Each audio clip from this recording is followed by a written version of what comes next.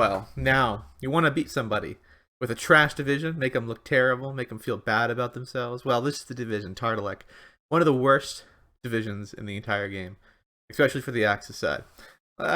It's got terrible transport, it's got terrible AT, it's got, AA isn't even that good, it's only got 125 penetration, so their AA sucks. Yeah, AP's got 1750 range, not even at the max range engagement. It's aircraft tab. I'll give it credit. The aircraft tab's pretty good. It doesn't have the best fighters though, unfortunately. What else it got? Support tab is pretty. It's fine, I guess. But the really brutal part about this deck is no tanks, no AT. But the really bad part is the transports. They all come in these slow. Look at this. Road speed 60 miles per hour. Average is like 80. You're going so slow. You're never getting the front line, the key spots beginning the game. You just cannot. It sucks. All right, let's move around and talk about what's crap. First things first. Let's look at this. The BMW. For whatever reason, the Germans all have radios on them, so give them correct shot. Well, you know what? They decided that Fusion in their glory and Steel Vision gods decided that that's not bad enough. We're just gonna take away the radio. So this unit's completely useless. We move up. We have an AT rifle thing, no radio as well, and it has a anti-tank rifle. It's crap. It won't do anything. I don't know. I don't understand why this is even used. It even has the same road speed as a normal like Blitz. So like I just it's crap. Like what is this invention? This was never. Come on, was this actually used? Was this actually practical? No way. Moving down, you get these two lovely MP40s that have no practical use. You can come in transports, and they're all slow. Oh, hey, guess what? You got these are already these are going to be used for other things. Same with these. But if you don't want to use the standard one, you can always go even slower. For some reason. Oh, but then you go, oh, armored car. Thank God I get an armored car. Well, you'd be wrong too. It just has an AT rifle with no HE and a terrible MG. This thing sucks. Don't bring it. It's trash. You don't even get that many of them, and they're phase locked to A. Now we're getting to some good stuff. The good thing about this deck, the one plus side of Tartalek, is all their squads are big size. They're overweight. And they got 12 sides men here. They have an MG. They got 10 rifles here. So this is pretty good. And you know what's 25 points? It's actually pretty cost efficient.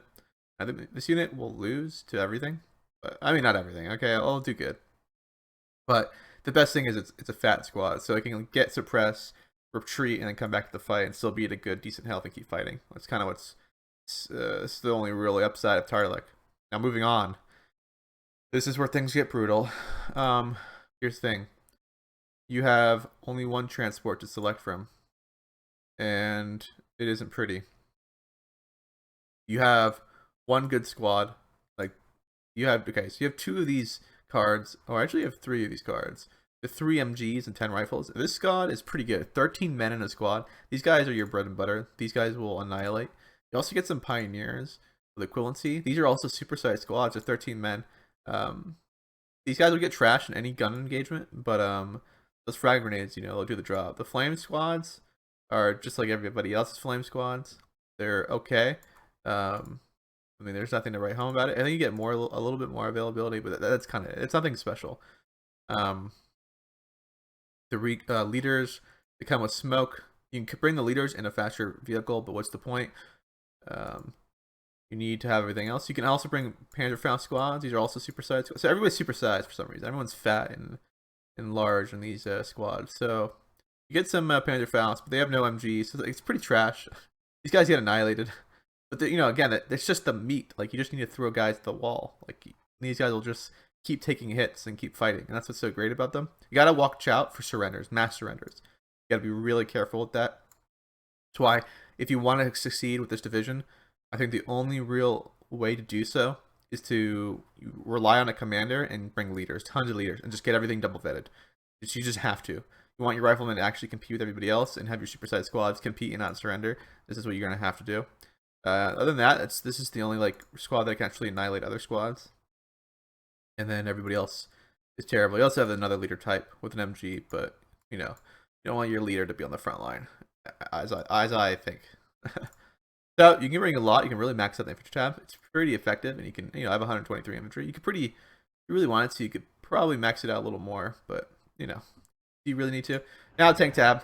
These H39s suck. They're terrible. They can't penetrate anything. They can't penetrate a Panther 4, can't penetrate a Sherman, and that's kind of all the things you're going to run into. You get one card Stugs, and you can bring them A, B, and C. That's discretion to you, but these are your only tanks. You need to be, like, you got to protect these. Like, cannot let them die. If you do, you're done. Moving down the line, the Sport tab. You do get MG34s. You do get some of these MGs as well. Get the Stuff 42. These two get heat. And they're okay.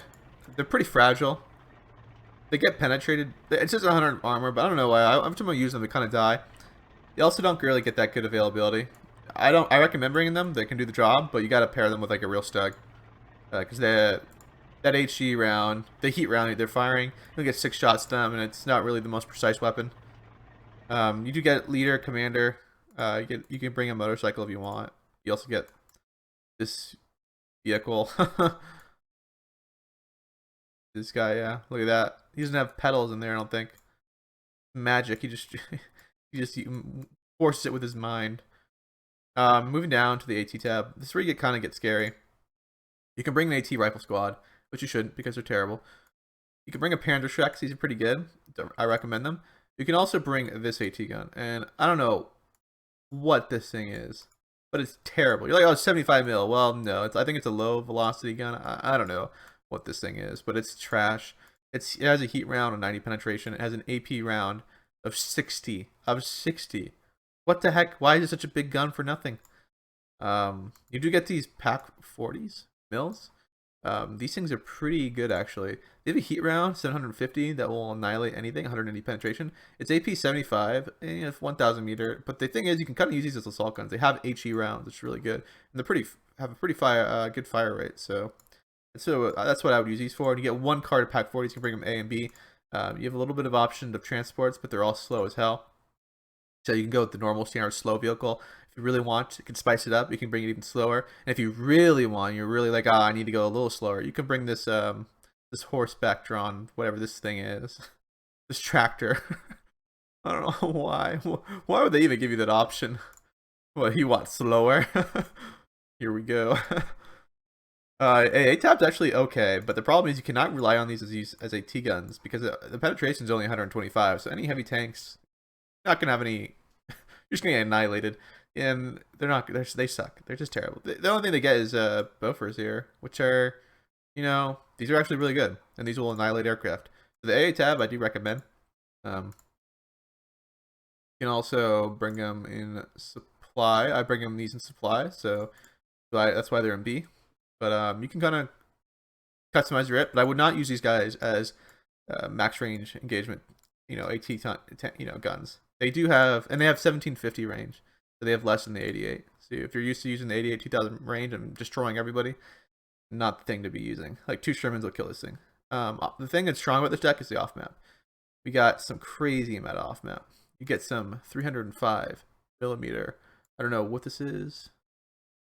Some big guns. You get 2 cards of them. You can bring them A or C. You also can bring some 100 millimeters. You get 2 cards of them. Pretty darn strong. These things annihilate. The 100 millimeters suck. They don't do anything. They just tickle. But if you follow up with it, you can do some real damage. You also get pretty good 149 millimeter artillery pieces. You can bring these with ammo as well, which it looks like I don't. But you can if you want to. They're 180 points. These things are pretty good, actually. You can bring them with the tractor. Oh my god, look at this thing. It's like a World War I vehicle. It probably is from World War I. 81 millimeter mortar. I've got these 75 millimeters. These things are kind of bad. I don't recommend them. They get some leaders. There's nothing too special with this artillery tab. These are the only thing that I really recommend for team games. You should bring both these cards if you're not going to be doing anything else in the front. Artillery will help. And the 87 millimeters are pretty good. You can use them as AT guns if you want. They have 120 penetration, 1500 range. They also fire smoke. And they have a pretty good rate of fire, so I recommend them. They're pretty good. And they don't take up too much ammo, and you can have a lot of them. Now, moving over to the one thing that's good about this deck is air tab.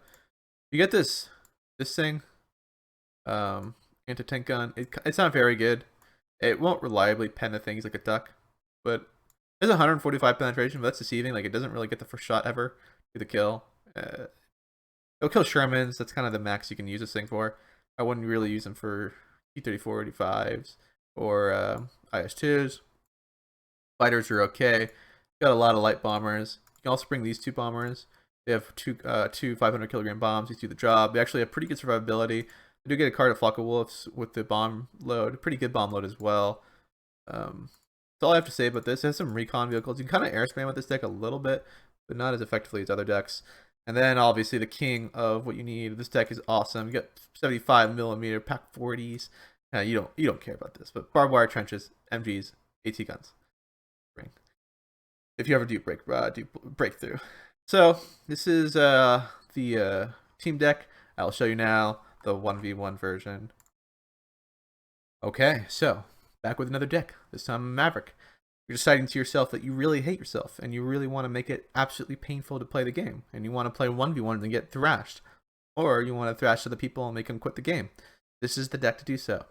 I mean, must takes. I think bringing the recon infantry. These guys are pretty good. They're only 25 points and they have an MG and everything. I think this is pretty useful to be like a standard line infantry, because a lot of your infantry don't have those. Don't have the rifles, but they don't have the MG. Sorry, the MG, the light machine gun, except this squad, which is 30 points. I do think that bringing the recons are pretty useful, and they're pretty cost efficient now. They're only 25 points. You gotta bring. I mean, you gotta rely on aircraft. You gotta play the air game. You don't have a lot of armor, so you're gonna have to direct all of the fighting to infantry combat orientated areas, or you're a goner. And really, you have very few tools to deal with tanks. You gotta really protect and play really defensive. I recommend it's a must-have to have one of these Panzerfaust in A and then in B to kind of scare the enemy off from getting too close to their tanks and annihilating you, especially with armored cars. I do recommend bringing MV34s. They can help out a lot. You have to bring Panzerfaust. In fact, if I were you, maybe bring even an extra card. I mean, this isn't a perfect deck built, but like, because I don't tend to play it because it's so bad. But Panzerfaust, you need to bring. It's a must-have. Like, if you don't bring it, you're gonna die. Off map, you can really rely on that. Maybe bring some more aircraft actually in this deck as well. I think that's a necessity. You need to kind of, now the big thing is, where do you bring these thugs? You bring them in A, B, and C. I'm Maverick, so I bring them in B, but this is going to be your one pushing power in any open area. You got to rely on these pack 40s. You got to protect them. They cannot go down. You have no real good fighters compared to other nations. So like your fighter, like these are okay, right? They're G6s, ME109s, but these get annihilated by Falco Wolves, Cobras, and 51s. I really recommend playing the leader game with this. Like you already have one vet. Try to get leaders in good spots and bring out a commander. And you just got to overwhelm. You got to keep playing aggressive on like multiple fronts. And where there's armor, you just got to go around it. You cannot fight where armor is. That's the thing. And now we'll go into the game, and I'll show you some of the off maps and the cool tools with this deck, and transition. All right, welcome back. Continuing. All right, let's do some tests now. All right, so this 100mm off map. You can already see I'm playing on max speed, and look how slow these vehicles are. They're really slow. That's your standard infantry, so you're gonna be slower to everybody else getting to the front line. But let's check this out. So I drop 100mm off map. Let's kind of test their ability and what damage it does. The thing is, these things don't do a lot of damage, so you need to kind of use them sparingly. Like long duration will kind of suppress an area and keep people off. But this is like, so it drops. Yeah, it does nothing. It just tickles them. It doesn't do anything. But let's check out our heavy duty off map here. Pretty fast, actually. This thing is really quick. It's really fragile, though. See all these tanks and infantry here. We're gonna drop some off map on them, and then we'll bugger out. This thing is really destructive. So this is what your artillery that you want to delete heavy tanks, and then look at that. The Uchin gods make it go up into the heavens and disappear. But this is what you need to use to kill like all the heavy equipment, or really need to push somewhere. Look at that. Look at that. That's devastating. All these units are really low health. And you can walk in and kill them. I've even killed tanks. So this is what you need to do with these light off maps if you're going to use them. I got 4 of them here, so we'll go crazy. Why not? Go mad. Maybe this will kill some stuff. Okay, so what you want to do is, so imagine these are the enemy right now, and these guys are your friendlies. You want to grab all of them. You can push tab to tab through them. See how I'm going down the bottom bar? Off map's dropping. And now you want to start moving. And you want to mass surrender them all. See, it doesn't really kill anything. Even with all those dropping, doesn't kill anything. It just suppresses. It's like suppressing artillery. So all these guys would be surrendering right now if my guys were the enemy. And this is what you want to do. So you want to drop these things and then capitalize it. Or use the long duration to block off a section of the town from being pushed you're kind of weak on and need to recover. You should be using these as like stop measures to bring up reinforcements or make a quick push. Now, talking about the artillery, we talked about the 149 millimeters. Oh, these are not. We have these little ones, 87 millimeters. We're gonna check these out. You can try and check; they have corrected shot, so they're pretty accurate. But when they go out here, they're pretty terrible. No fire over here. We'll check them out. These things are pretty, look at that. It's pretty slow. Even though we're going on triple speed here, they're take a while to kind of aim, but they do the job. They have a pretty good fire rate. Look at that. Go normal speed. Yeah, so their fire rate's pretty good, and they'll lay down the heat on any artillery, and they're pretty cost efficient. 75 points. They're not too good. The big boys though, these guys also have corrected shot. I'm hockeying them. That's why I'm able to connect. These things have precision accuracy. Look at that. Same distance. These things are bigger. That's actually not fire at the same target. These things will kill tanks, so if you have any tank issues, AA issues, try to get radios for utilizing these. Your commanders in this deck, unfortunately, do not. So if you want to have a commander that does, you need to rely on a friend, or you need to, unfortunately, you can bring artillery leaders too. That's another alternative to then get leaders that have radios, because this deck is lacking the radios. You want to use those, but they'll do job though. They'll suppress. And your teammates will have artillery as well, radios I can send you in a team game. But in 1v1, you're going to have to use artillery leaders if you want to utilize those. 149s, look how slow. They take forever to reload. But when they do, they lay down the heat. Like, these explosions are huge. Yeah. I mean, they'll kill tanks. We'll even spread them out a little bit. Have them all aim at those targets. And we'll see, like, they do absolutely annihilate. So they're big boys, and they also carry smoke, which is kind of rare. The other guys also carry smoke, so you can kind of smoke off entire sections of the map. And they have really good quick fire rate. You can see the artillery coming in. If there's tanks there, they'd be dying or being suppressed. They utilize those and utilize the smoke. The smoke fire rate's much quicker than the normal fire rate. You see that tank going down. You can smoke off entire sections of the map. Same with these guys. These guys are a little slower to fire their smoke, but they get the job done, and you can smoke off, and like this is what you should be doing: smoking, using the off map, getting close. You kind of just need to. You're not going to complete you're not going to do a breakthrough. You got to do like small precision attacks. It's too hard with no tanks. You only have a couple stugs. Anyway, guys, thanks for watching. Leave a like, leave a comment, and subscribe for more. And leave a comment on what you guys want to see.